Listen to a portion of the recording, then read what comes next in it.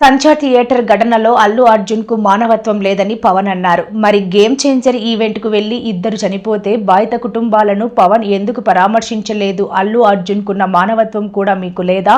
లడ్డు వ్యవహారంలో చెయ్యని తప్పునకు కషాయం కప్పేసుకుని మాట్లాడారు. మరి ఇప్పుడేం మాట్లాడరే అని మాజీ మంత్రి రోజా ప్రశ్నించారు. హీరోతో సహా థియేటర్ యాజమాన్యం వరకు 14 మంది మీద క్రిమినల్ కేసులు ఫైల్ చేశారు. ఈరోజు చంద్రబాబు నాయుడు అవసరం లేకపోయినా కుప్పంలో మీటింగ్ పెట్టుకొని అఫీషియల్స్ని తిప్పుకొని ఇక్కడ 6 మంది ప్రాణాలు తీసి 60 మంది గాయాలకు కారణమైనందుకు ఆయనతో సహా టీటీడీ పాలకవర్గంతో సహా ఎస్పీతో సహా అందరి మీద క్రిమినల్ కేసులు నమోదు చేయాలని డిమాండ్ చేస్తున్నాం. ఈ దేశంలో ఉన్న అన్ని న్యాయస్థానాల్ని కోరుతున్నాం.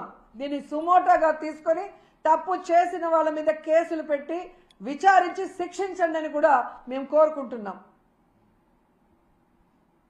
ఎంత బాధాకరం అంటే నా చిన్నప్పటి నుంచి చూస్తున్నాను, కొండ మీద ఇంత తక్కువ జనం ఎప్పుడూ లేరు. టోకన్లు తీసుకున్న వాళ్ళు కూడా చాలా మంది దర్శనానికి రాలేదు అంటే వీరి వల్ల తిరుమల ప్రతిష్ట ఎంత దిగజారిపోయింది, భగవంతుని దర్శనం చేసుకోవాలంటే ఎంత భయం పుట్టిందో ప్రజల్లో మీరు గమనించండి. మొన్న జరిగిన ఇన్సిడెంట్తో తిరుమలనే కాదు సింహాచలంలో కూడా భక్తుల రద్దీ లేకపోవటం మీరు గమనించాలి. ఎవరైతే ఉన్నారో మఠాధిపతులు బయటికి రండి.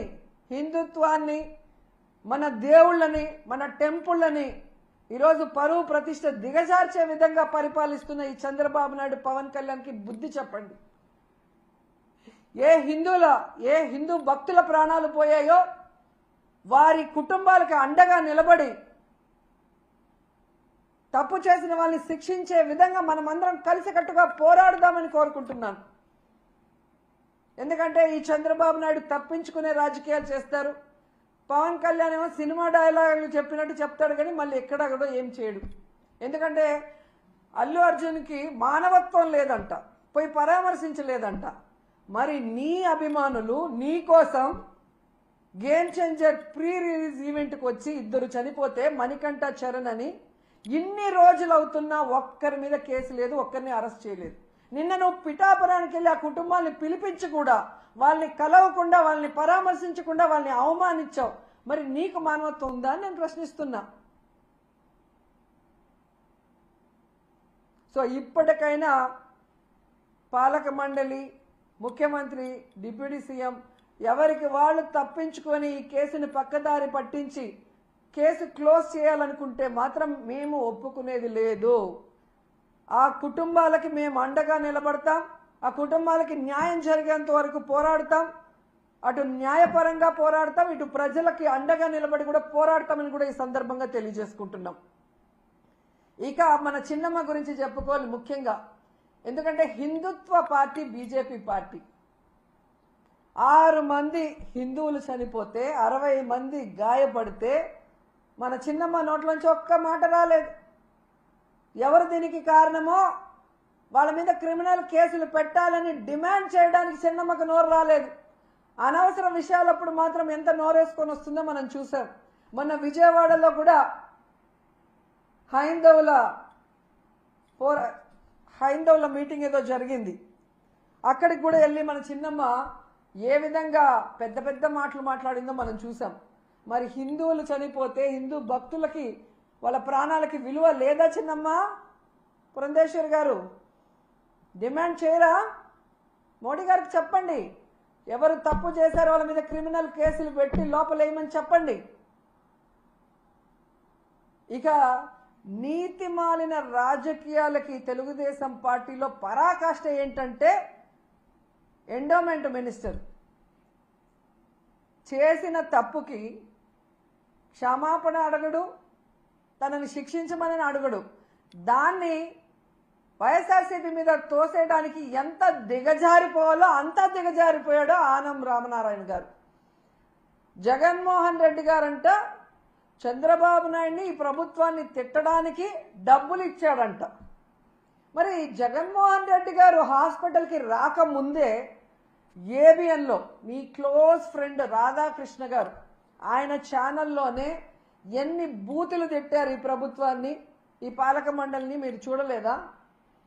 రాధాకృష్ణ గారికి మేము డబ్బులు ఇస్తే తిట్టారా మీ ప్రభుత్వాన్ని? మిమ్మల్ని ఎన్టీవీలో ఎంత ఘోరంగా తిట్టారు ఈ ప్రభుత్వం చేసిన ఏర్పాట్లు కానీ ప్రజల ప్రాణాలు ఎలా తీశారన్న విషయాన్ని. మరి ఎన్టీవీ వాళ్ళకి మేము డబ్బులు ఇస్తే మిమ్మల్ని తిట్టారా? ఇక మీ పసుపు ఛానల్ ఈటీవీ,